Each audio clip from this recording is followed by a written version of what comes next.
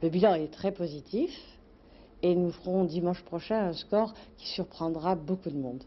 Confiants, les militants de Philippe de Villiers, son comité de soutien, les 14 maires de la Somme qui ont parrainé sa candidature. Au total, une quarantaine de personnes se sont retrouvées hier soir à Amiens.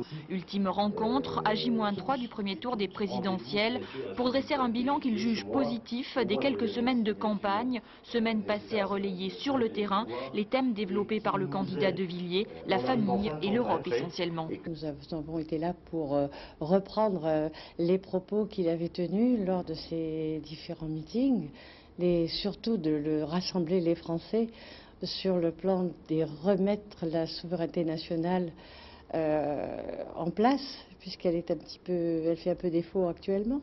Les militants l'ont réaffirmé hier, pas question de croire aux sondages, plutôt mauvais pour Philippe de Villiers. Ils sauront dans 3 jours seulement si les résultats sont à la hauteur de leur confiance et de leur optimisme.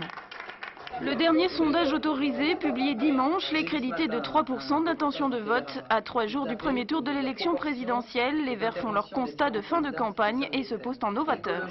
Ce qui me semble en cette fin de campagne, et que je vois les images de la télé, les dernières interviews à la radio, je me rends compte que le vote pour Dominique Voynet, c'est un vote positif. C'est un programme de construction avec des propositions originales. Ce n'est pas simplement un vote d'opposition au gouvernement actuel, c'est des choix nouveaux en matière d'écologie, en matière de redistribution des richesses, en matière nouvelle de propositions pour résorber le chômage.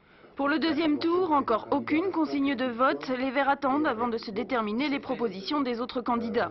Si leur regard se porte plus naturellement vers Lionel Jospin que vers Édouard Balladur ou Jacques Chirac, ils restent très amers. Et c'est vrai que Jospin, il faut aussi qu'il fasse l'autocritique de son parti politique, qui s'est bien installé dans les fauteuils de la République. C'est vrai que tout ça, ça nous reste en travers de la gorge, et ça reste en travers de la gorge de beaucoup de personnes qui risquent de voter la Guillet pour l'instant.